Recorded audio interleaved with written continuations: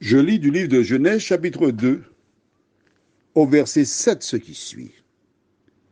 L'Éternel Dieu forma l'homme de la poussière de la terre. Il souffla dans ses narines un souffle de vie, et l'homme devint un être vivant. Prions.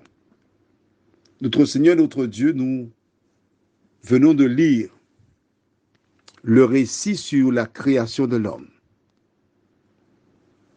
Tandis que nous prendrons le temps pour comprendre ce que nous venons de lire. Merci de nous éclairer. Cette première référence permettra à beaucoup de comprendre la constitution de l'homme. Saint-Esprit, nous comptons sur toi et nous te remercions parce que nous avons prié au nom de Jésus, notre Sauveur, et pour ta gloire éternelle. Amen. Alors, là, on est en cours. J'espère que tu as ton... Alors, je ne l'ai pas dit, mais il est bon d'avoir un cahier et puis de quoi noter.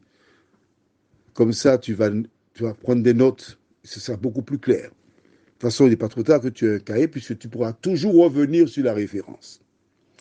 Nous lisons verset 7.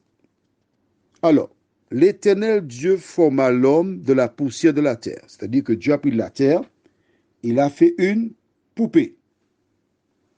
Ensuite, qu'a-t-il fait? Il souffla dans ses narines un souffle de vie. Aha. Il a soufflé un souffle de vie dans les narines de l'homme. Et troisièmement, l'homme devint un être vivant. D'accord? Le troisièmement n'a pas de raison d'être. Il y a 3 points essentiels. Premièrement, Dieu a la volonté de créer un homme. Ça, c'est le numéro 1.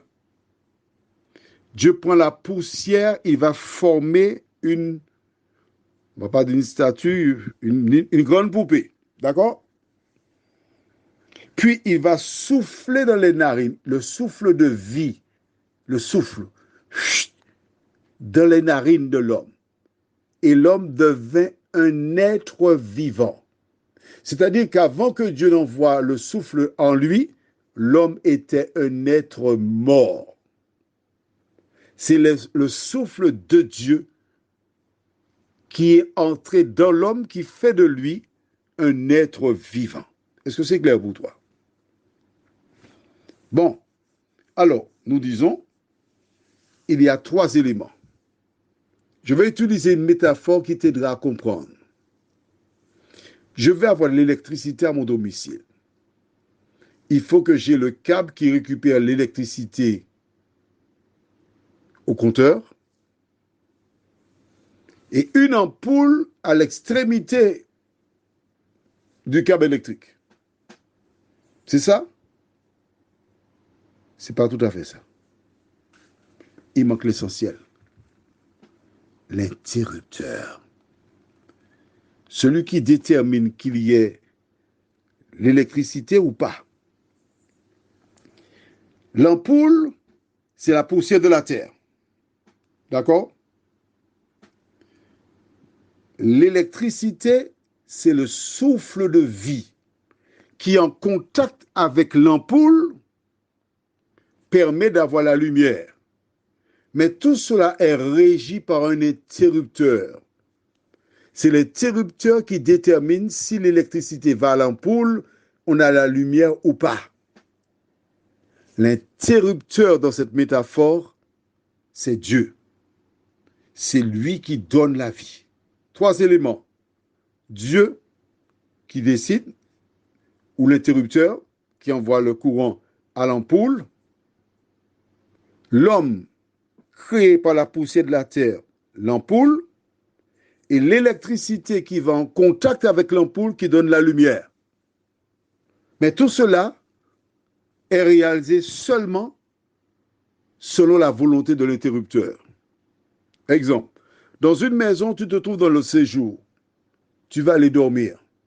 Tu appuies sur l'interrupteur et une partie du courant qui était sur le point d'arriver dans le séjour, lorsque tu appuieras sur l'interrupteur de la chambre, ce courant-là ira dans l'ampoule de la chambre. En clair, l'électricité qui se trouve dans le câble va dans n'importe quelle pièce à tout moment, à partir du moment où tu as actionné l'interrupteur. Tu as compris? On va revenir dessus. Prions. Notre Seigneur et notre Dieu, lorsque tu crées à l'homme, il y a 3 éléments. Le souffle de vie, l'homme, la poussière de la terre, et ta volonté. C'est ça l'homme. De nous aider, ô Dieu, à bien comprendre cela, afin de marcher dans la vérité, nous t'en prions, au nom de Jésus et pour ta gloire éternelle. Amen. D'accord, attends, demain et après-demain, tu verras au fur et à mesure. Ne t'inquiète pas. Je te souhaite une bonne journée.